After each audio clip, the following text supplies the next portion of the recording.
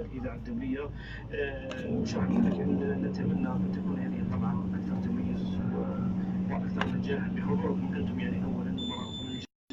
الترحاب مرحبا بكم، وإضافة أن الدور الصيفي عدد مختلف أكيد حاله ما فيش فنانين عرب، وأنه التمثيل يقتصر على فنانين مليون، ولكن الأسماء الجزائرية لها سمعة عالمية وازنة وبرامج مختلفة مهرجانات عربية ودولية. إذا نسأل بإذن الله أن ستكون طبعا ناجحة ومتميزة. أنا أتمنى أكيد أنه الإعلام والإعلاميين بإمكانهم أن يتواصلوا مع الفنانين بعد حفلاتهم. الجمعيات والصحفية تنظم قبل تقديمهم للتقديم الفنية. سيكون هناك لقاء بعد الحفل حتى يدلوا بتصريحاتهم الإخبارية والإعلامية وتوصل عبر مختلف الوسائل الحاضرة هنا في هذا المهرجان. درجنا نقرأ فترة جديدة وركن جديد في هذه طبعا نعتبر حصريا خير الإذاعة الدولية هي ركن على الساخن. بمجرد دخول الفنان مع الخشبة سيكون اللقاء مع الصحافة الثقافية، ستعرف ردة فعله معنا ليس موجودة، طريقة تفاعل الجمهور مع أدائه في مختلف الأغاني. هذه حاجة جديدة من أخبار 15 وأكيد أن الجمهور سيكتشفها عن طريق الصحافة الوطنية. إن شاء الله، وأكيد نتواصل دائما مع حمزة حناشي مسؤول دائرة الاتصال بالمهرجان، ونشكره على التواصل وأيضا على التسهيلات التي وضعها في خدمة كل الإعلاميين الحاضرين لتغطية هذا الحدث. نتمنى له كل نجاح، وسنحاول أن نوصل صداه إن شاء الله عبر مختلف برامجنا الثقافية والإخبارية على مستوى الإذاعة الدولية. أكيد سيكون ذلك. في الختام حمزة، قل ما شئت رسالة هذا المهرجان حتى تصل إلى كل جمهور مدينة سطيف وحتى عبر كامل الجزائر القادمة. أولا شكرا على واجب هذه مهمتنا مرة أخرى، حالة أهلا ولا زلت مساعدا. نتمنى أن تجدوا كل ظروف مناسبة لأداء عملكم بأحسن ظروف، بخصوص رسالتي الموجهة للعائلات الصيفية والعائلات القريبة من مختلف الولايات. مرحبا بكم، جميلة تنتظركم، الفنانين بانتظاركم. سطيف تتنفس الفن، جميلة تعشق الثقافة. الجمهور الجزائري ذو الوقت حدث أهلا بفلد الفن، حدث أهلا في موطن الثقافة. سطيف ترحب بكم، وأكيد أن الجزائر ستكون منورة بنجاح مهرجان جميلة. شكرا جزيلا إذا لحمزة حناشي مسؤول دائرة الاتصال بمهرجان مهرجان جميلة الدولي في طبعته 15. نذكر أن هذا المهرجان ينطلق هذا المهرجان سيكون من 4 إلى 8 من شهر أوت، وستكون سهرته إلى الساعة 10 مساء. نذكر أن السهرة الأولى كانت من توقيع كاتب جرمون هيماسي والمطرب إيوان كنزة مرسي وفارس الصيفي وتشير عبد الغني. السهرة الثانية ستكون بمشاركة طبعا فنان الشباب موكا سايب الذي يؤدي أغاني عالمية، أيضا كان شارك في مهرجان تيكات سابقا، أيضا بمشاركة الفنان مزيان أميش، رانيا منال وسمير العلمي ومازي. والدخول سيكون رمزي بالنسبة لسري مواطني مدينة سطيف وأيضا جمهور مهرجان جميلة الدولي. سيكون ب 300 دينار جزائري من المدينة الأثرية جميلة، وستكون مجموعة من المواقع لبيع التذاكر بطبيعة الحال لمن يود اقتناء تذاكر الدخول إلى هذا الربح الأثري طبعا في مدينة سطيف. بهذا مستمعينا الكرام سنختم هذا اللقاء. لقاءات متجددة مع الفنانين المشاركين في المهرجان تأتيكم لاحقا. تقبلوا في الختام تحيات شفيعة أشرف. سلام.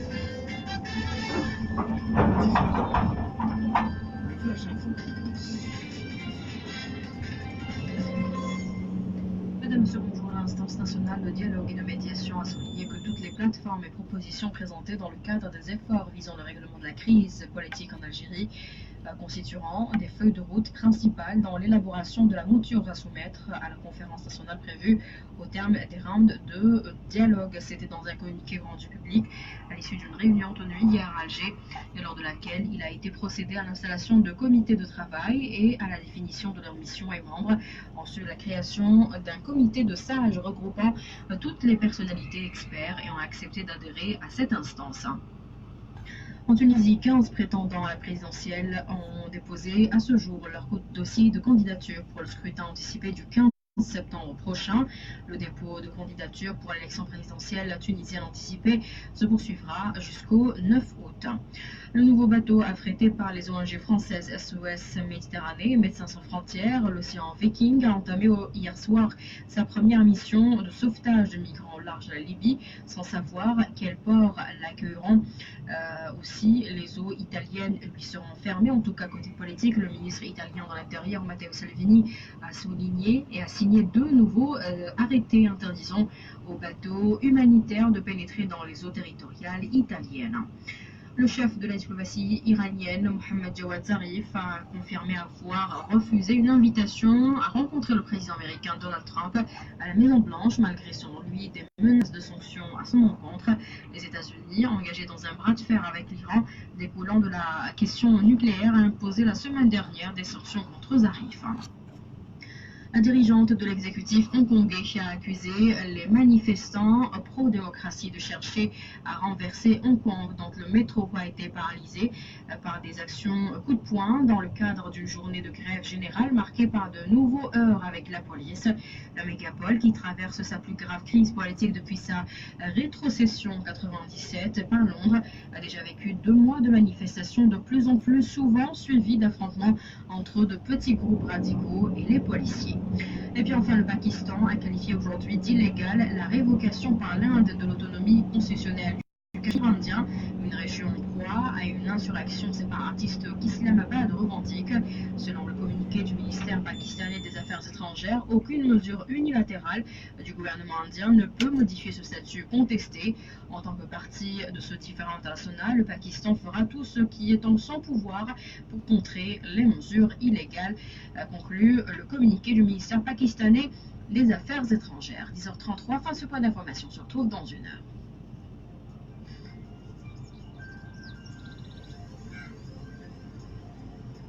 L'environnement. C'est l'activité humaine, l'interaction entre la société et l'environnement au cœur des préoccupations à partir de 11h.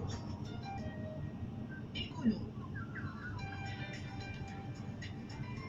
Madame, Monsieur, bonjour. Merci de nous retrouver sur les ondes de Radio Algérie Internationale pour ce nouveau numéro de votre émission Écolo. Aujourd'hui, il sera question des sacs en plastique et comment mettre fin à leur utilisation. Pour en parler, nous avons avec nous Monsieur Deladji Alkama, directeur de la sensibilisation et l'éducation environnementale du ministère de l'Environnement et des énergies renouvelables. Bonjour Monsieur Deladji. Merci à vous. Donc, bon marché est largement distribué dans les commerces en caisse pour stocker les fruits et légumes. Plus de la moitié seront par la suite abandonnés dans la nature ou milieu naturel. On estime ainsi qu'un sac plastique peut mettre jusqu'à 400 ans avant de totalement se décomposer.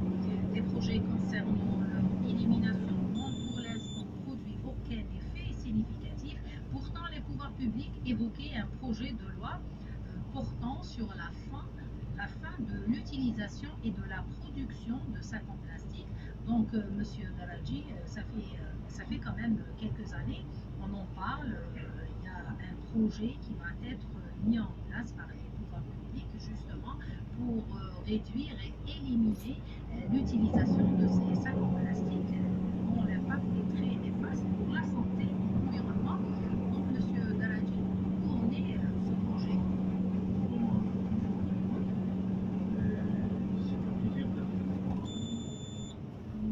Débattre cette question.